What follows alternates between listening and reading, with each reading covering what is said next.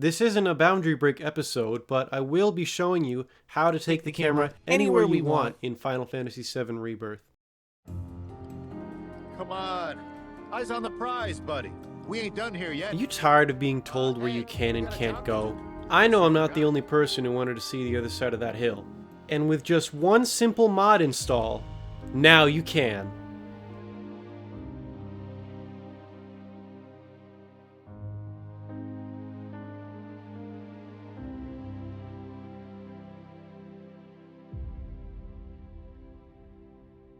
Quick disclaimer.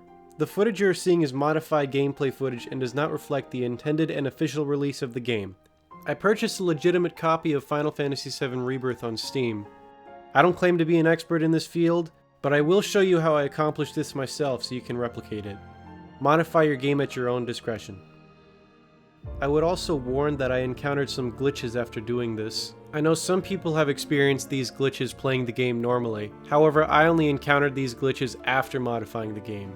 This included screen tearing and flickering after ending a recording, and this one you see here where the environment is not loaded in properly, which caused the game to freeze when it tried to load a cutscene, and then left me soft locked when I tried skipping it.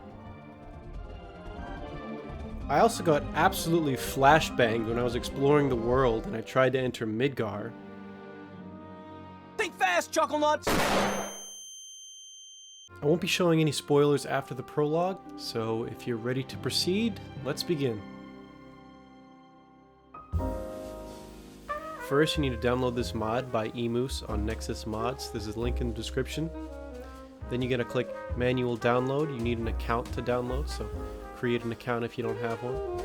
Then you're going to click Slow Download, and you can donate if you want. But you just wait a few seconds, and it's going to pop up right here.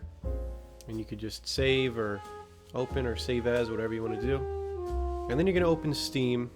You're going to go to your library and find Rebirth. And you're going to click on this little gear icon here. Go down to Manage. Then go to Browse Local Files. And be very careful here, just don't touch anything you're not supposed to. Now I recommend opening a new window to locate the download. This is how you should set it up. Just find the mod file, mine's in my Downloads folder, right here. So I changed the layout so it's easier to see. Same thing though, all you're going to do is drag this engine.ini file into here. That's good. And then you're going to notice that this folder is the same as this folder.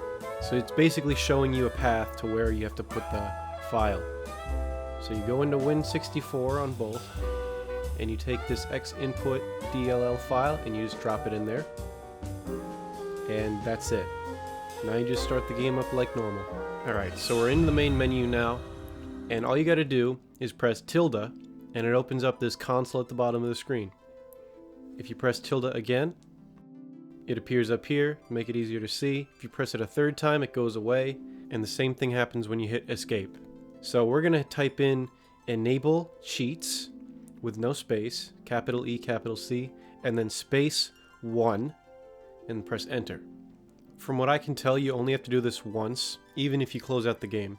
And now we can just type in any command.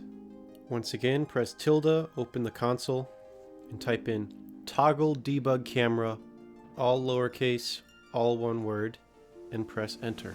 Now you got access to the free cam. So I just press escape, and then you just move the mouse to move the camera angle. Use WASD to move it forwards, backwards, left and right. Spacebar to move it up, and Control or C to move it down. So it's kind of like playing Minecraft Creative Mode. And I didn't realize you could do this until the very end, but scrolling on the mouse increases and decreases the movement speed of the camera. And you might notice that when you do certain things, you might also be moving things in the menu. And if you use a controller, it actually controls both Cloud and the camera at the same time. The gamepad controls are as follows. Right stick controls the camera angle instead of the mouse. Instead of WASD, use the left stick to move forwards, backwards, left and right, and to move up and down, you press on the sticks. And pressing A or X makes you move upwards as well. Oh, and I almost forgot to mention, if you press up and down on the D-pad, it changes like the FOV or zoom or whatever. Now to bring the camera back to the normal position, you just press tilde again to open the console. You could type out toggle debug camera, but if you press tab, that brings back the last command you inputted, and you press enter. Pause is another good command. It freezes and unfreezes the game without opening the pause menu. And if you press the up arrow key, it shows you all your previous commands. As you can see, I was experimenting with a few commands trying to find out how to turn off the HUD. There's a good chance I'll be uploading more mod tutorials like this, so it's not a bad idea to subscribe. So now I'd like to show you some scenes that I captured in game.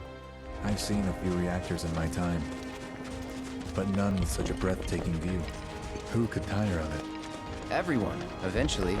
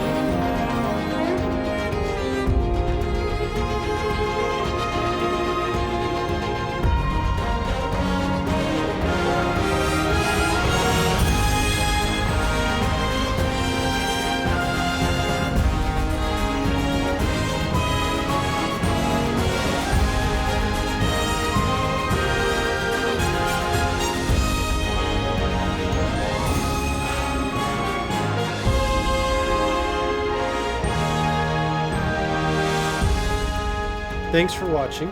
I hope this tutorial was helpful, and I hope you enjoyed that little segment at the end there. If you want to support the creator of this mod, you can do that on the Nexus mod page in the description. I don't have a Patreon yet, so if you want to support me, the best thing you could do is subscribe. I'm looking forward to experimenting with more mods like this, so there's a good chance I'll upload even more tutorials. I'd also like to quickly shout out Otis_inf. They created a ton of FreeCam mods for PC games, and they're all available on their Patreon. I hope Otis is hard at work on the Rebirth camera mod because the one for Remake was absolutely fantastic. I used it when I created my recap project, which you can watch here, as well as my other Final Fantasy content. I'd also like to give a shout out to She Says for creating the Boundary Break series on YouTube, which was very inspirational for this video. It's super entertaining and really educational on how video games are made, and I hope he keeps up the great work. And I hope you all have fun exploring the world of Final Fantasy VII Rebirth.